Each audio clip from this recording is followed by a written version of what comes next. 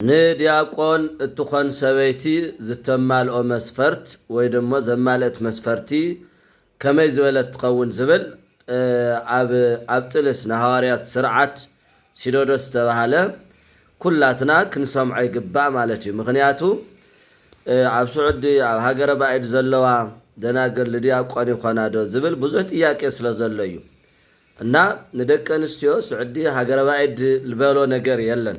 ምክንያቱ ዲያቆን ክህነቱ ስለተቀበለ ሓላፍነት ስለተቀበለ በትልቀ ጳጳስ ፍቃድ እዩ ክኸይድ ዝግባእ ዝብል ርኢና ኢና። ዝውን ፍትሐ ነገሥት ብተደጋጋሚ ሲኖዶስ እውን ይነግረና ንዲያቆን ትኾን ሰበይቲ ደሞ መስፈርታታ እዩ እሞዎ ብእሲ ኣብ ጥልስ ቁፅሪ 17 እሞዎ ብእሲ ዝኣውሰበ ብእሲተ መኣስበ እንተደሃርዋ በዝሙት ወበምርአት በዘነገርነ ኣብ አረማዊት ኣብ ሃለወት በቲ ህዝቢት እስመ ይደልዎ ከመይ ይኩን ኤጲስቆጶሰ ወይ ቀሲሰ ወይ ዲያቆነ ወዘይትያት እሙሉ ምነ ማዕረገ ክህነት። እዚ ማለት በአማርኛ ክንፈትሖ ከለና በተናገርነው መሰረት በማዳራት መዳራት ዝብል እንግዲህ መዳራት ዘለዋ ጓል አንስተይቲ ለዲያቆን ክትኮን ትኽእል ማለት እዩ። መዳራት ታዩ ተርጉም ወፍለ በዓና መዳራት የዝሙት ዋዜማ ማለት እዩ። ወይም በዝሙት ምክንያት የተፈታች ጓለመታ ያገባ ሰው ቢኖር ወይም አረማዊት ሴት እምነት ዘይብላ ሰበይቲ አረማዊት ዝኾነት ለዲያቆን ክትኮን ትኽእል። ወይም በመጠርጠር ላይ ያለች በመጠርጠር ላይ ዝተጠርጠረት ማለት እዩ። ሰብ ዝጥርጥራ ምክንያቱ በሐሰት ዝጥርጥር ዝኾነስ በሐቅ ዝጥርጥራ ተኮይኑ እዚኣ እኳ ለዲያቆን ትኮን ትግባእን። ምክንያቱ ስራሓን ምግባራን ኩሉ ዲያቆን ክትኮን እንድሕር ዘይብላ ዘእተወ ሰበይቲ ዲያቆን ቀሺ ወይም ከማዕረገ ክህነት ከነርሱ በታች በሆነ ክህነት ላይ ልሾም አይገባም። እንግዲህ እዚ ናይ ደቂ አንስትዮ መስፈርቲ እዚ ሰዳ ዓረብያ ስለልኸዳ አውዚ ስለልኸዳ አውዚ ዝብል የለን።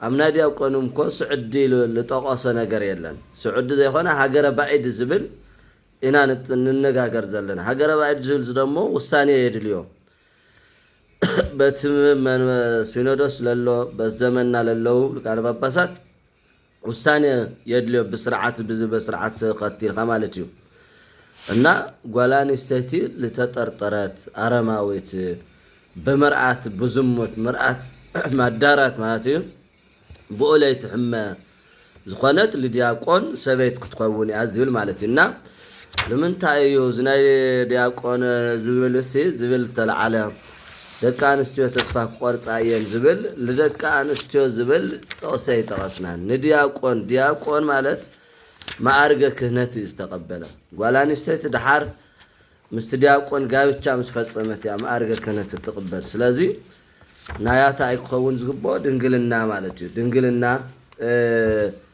ወሳነ ድንግልና ናይ ምርዓት መዳራት ናይ ዝሙት ነገራት ዘይፈጸመት እዩ።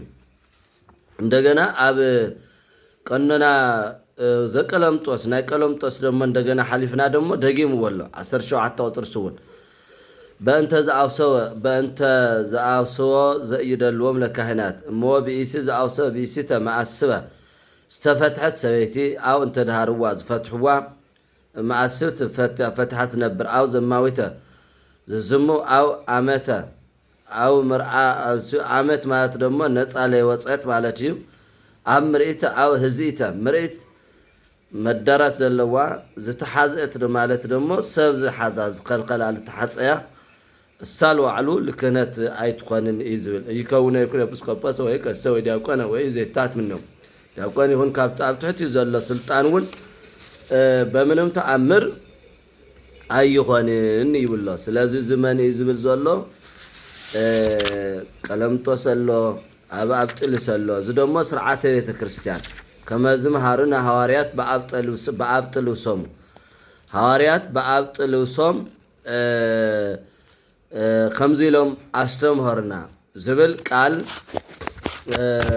ይነግረና። ስለዚ ለዲያቆን ትኾን ሰበይቲ ለዲያቆን ትኾን ሰበይቲ ጥርብ ዝበለ ዘይተጠርጠረት በመዳራት በመርዓት ብናይ ዝሙት ዋዜማ ዘይተተሓዘት ድንግል ከምኡ ዘማውት ዘይኾነት ዝተፈትሐት ዘይኾነት ሰብ ዘይጥርጥራት ኮይኑ ዲያቆን ትኸውን እያ ማለት እዩ እዚ እዩ እምበር ናያተን ናይ ደቂ ኣንስትዮ ስዑድ ኸደን እዚ ዝብል ስለዘየለ ሃገረ ባዕል ዝብል እውን ስለሌለ ናይ ደቂ ኣንስትዮ መስፈርት ዝመስል ደሞ ብማስረጃ ኢና ነቕርብ ዘለና ማለት እዩ